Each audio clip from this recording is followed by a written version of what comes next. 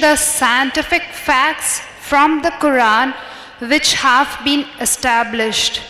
Can you mention a few Quranic verses which science has not confirmed?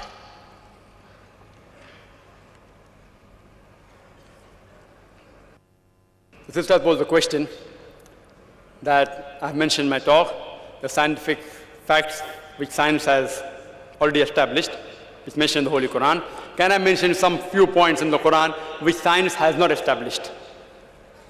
For example, the Quran says in Surah Shura, chapter 42, verse number 29, it says, "It is Allah who has created the heaven and the earth and put creatures, living creatures throughout them." Quran says there is life besides this earth. Allah has put living creatures throughout the heaven and the earth. There is no scientific evidence, established scientific evidence, that there is life besides this earth.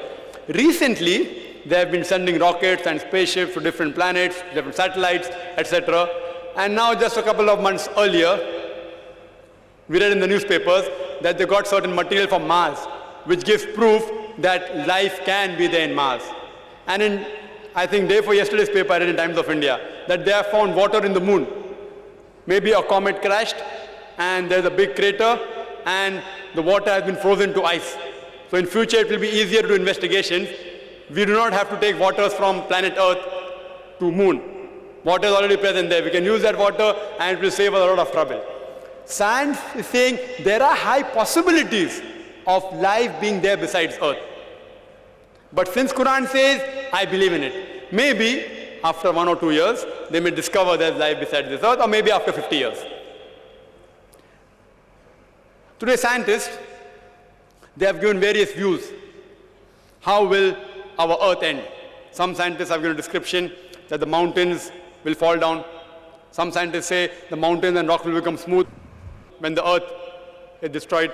Some people say the ocean will swell up. Some people say the universe will go in a black hole. Several. Quran too gives a description about the day of judgment. How will our creation end?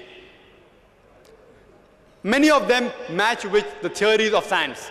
Theories, not established facts. For example, the Quran says in Surah Ahqaf, chapter 46, verse number 3, "It is Allah who has created the heavens and the earth for a limited period of time. And Allah will surely give you an indication that this creation will be destroyed." And gives various signs in the Quran. For example, if you read Surah Qiyamah, chapter 75, verse number 8 and 9, it says that the moon will be buried in darkness. The sun and the moon will join together before our world ends.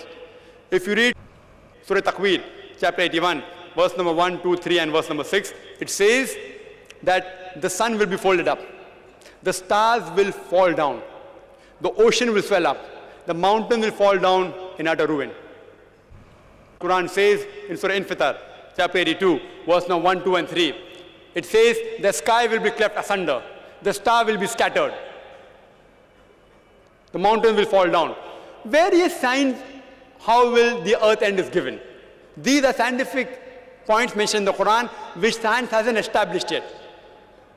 For example, the Holy Quran also says in Surah Anbiya, chapter 21, verse number 104, that as we created this creation, we will roll up the heavens like a scroll is rolled up. And as we created the early creation, we shall create a new creation. So Quran says there is one more new creation that's going to be created after the world is destroyed. Science doesn't know about that. Quran says the first man on the earth was Adam alayhi salam.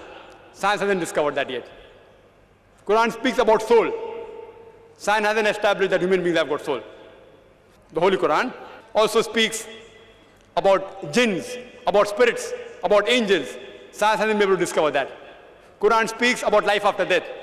Science hasn't discovered that. Quran speaks about heaven and hell. Science hasn't discovered about that. But you may ask me the question, Mr. Zakir, you have given such a good lecture speaking about scientific facts, and you believe in jinns, you believe in angels, you believe in soul, you believe in life after death. Aren't you illogical? I will say no. I'm not illogical. I have got a logic why I believe. I don't blindly believe in life after death, in the soul, in heaven and hell, in jinns and spirits. I have a logical belief. I base my logical belief saying that suppose there are scientific facts mentioned in the Holy Quran, out of which, say approximately 80% have been proved to be 100% correct.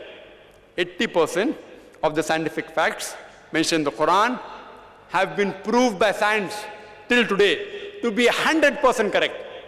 The remaining 20% is ambiguous, unknown.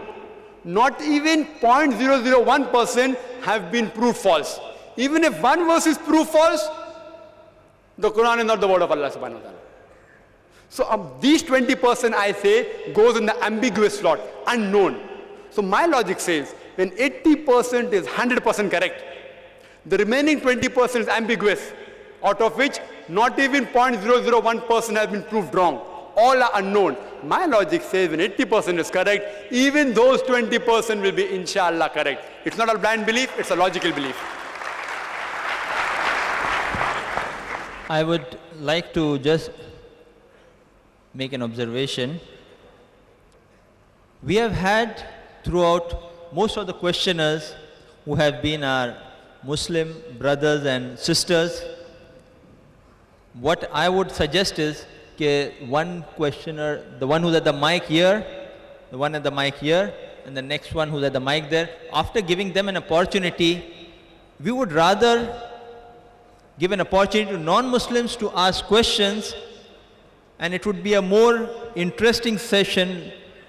What I would like to assure the non-Muslims is that though you see a huge crowd of thousands of people here, many of them Muslims, I would assure you we have a very sensible crowd and our volunteers are very trained to be on your side, to protect you, to defend you. There is no, you can rest assured there is no such thing as someone will come up and say, how do you talk like this?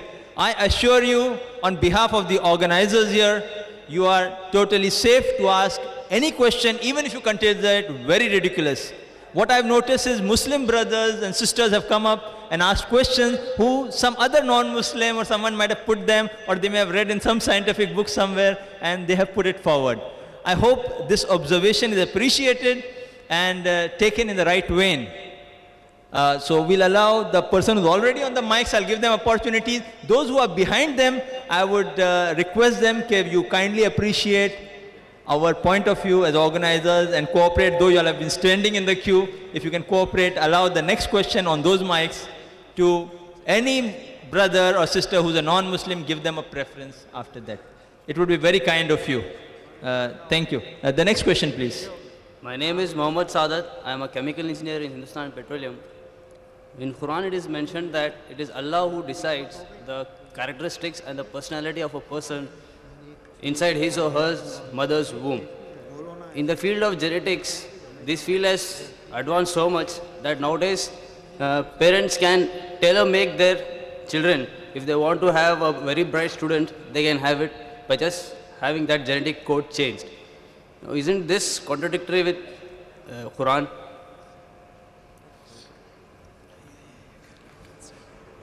The brother posed the question that today genetics field has advanced and it's possible that we can change the genetics of the child that is going to be born.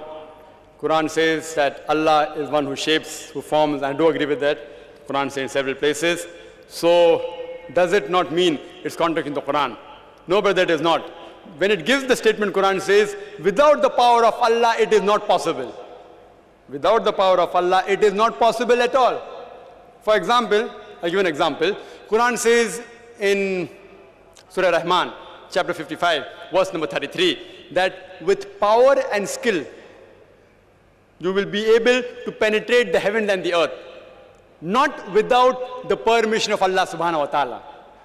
I mean, you will penetrate the heavens and the earth, but only with permission of Allah subhanahu wa ta'ala. So today, because people are going in the heaven, that does not mean the Quran is wrong. Quran says you can do, but with the permission of Allah subhanahu wa ta'ala. Without permission of Allah subhanahu wa ta'ala, it's predicting that people will go